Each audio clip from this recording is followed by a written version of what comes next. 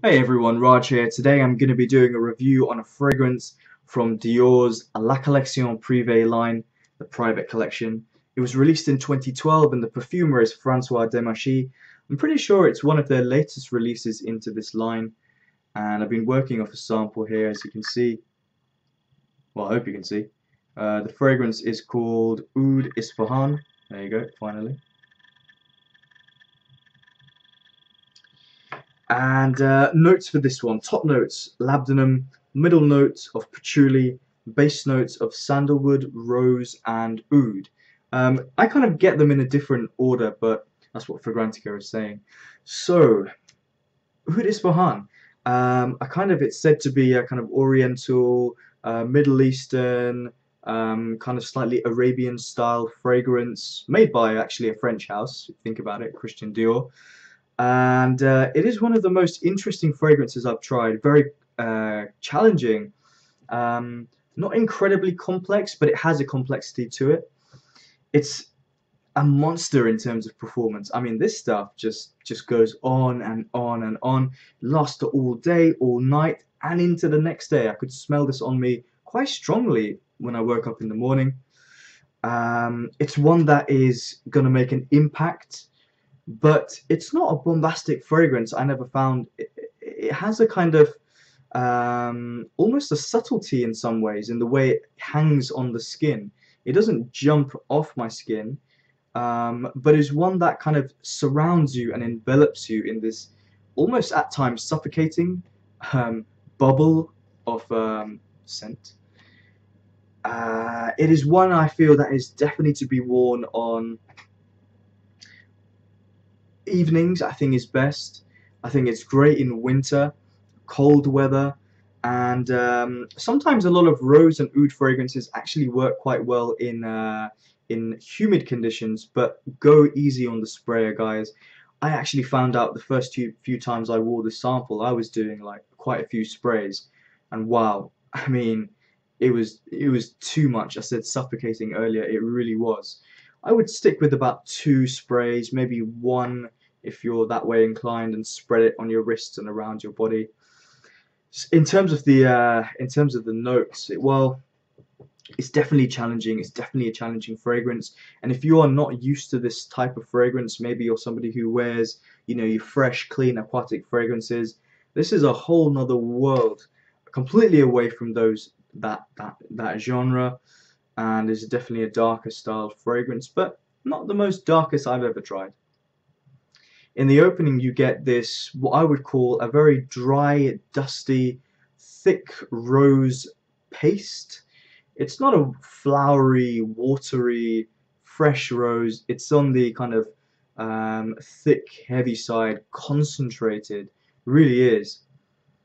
It's mixed in there with this, which is definitely labdanum, but whenever I've smelt labdanum in other fragrances, I've smelt it in different ways, and maybe it's the type used, or maybe the way it's been blended. But this one comes across as a thick, dark, musky skin scent, like the scent of kind of almost animalic, furry, like not necessarily human skin, but kind of animalic in that way. Um, it kind of reminds me a little bit of Frederic Mild's Musc Ravageur, not just because of this musk accord, but because of this spice, um, mixed in with a smoky incense, but it has a pepperiness to it as well, and it really kind of is almost funky at times, but quite alluring in other times as well. Definitely, it's a contrast between this rose, which is, not it's smooth, but then you've got these more heavy hitting, musky, spicy incense notes in there as well. Labdanum also causing that effect. I don't really get much of patchouli, to be honest, but it must be contributing to this effect I'm talking about. And this lingers. It develops slowly over time. This fragrance lasts such a huge amount of time, that this opening accord is more than just an opening. It lasts for several hours. The rose is there from start to finish, and it doesn't ever go away on my skin. But this spiciness and this funkiness, thankfully, subsides a little bit, and I start to get a little bit of the oud come through. It is definitely more on a kind of smoky resinous side, almost a little bit like a rotting wood. I always get this image of a rotting wood, and again, it's challenging throughout the fragrance. It's not an obvious oud in the sense that it doesn't jump off the skin, and it is one part in this fragrance. Oud is in the title, but it's not the dominating note. Rose is actually. Portrait of a Lady from Frederick Malle, another fragrance from Frederick Malle, comes to mind as well in that style of rose. If you're going to compare it to anything, it's in that style. It's as I said, it's a challenging fragrance, and it took me a while to kind of get my head around all the notes and what was going on. And I liked wearing it, but I wasn't 100% comfortable wearing this fragrance. It's not my style at all. And I see this fragrance as something that is more artistic, which I can kind of admire from a distance.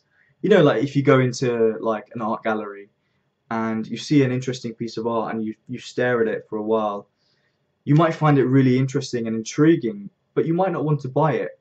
You might not want to hang it up in your home, but you definitely can admire it. And I think anybody who is into fragrances at this level, I think you should try this fragrance just to see what can be done and how other fragrances can smell. You can't it I'm not going to tell people what to do, but it's best not to just confine yourself in one box. It's good to get out there and try other things that maybe you would never try.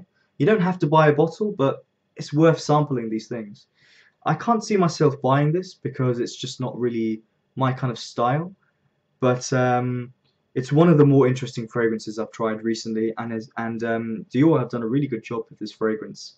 I'm going to give it a rating of 8 out of 10, and I'd love to hear your thoughts, guys. What about other people's reactions? Has it been positive or negative? Because I haven't really worn it that much in public, if I'm honest, and I'm not sure I would feel comfortable doing so.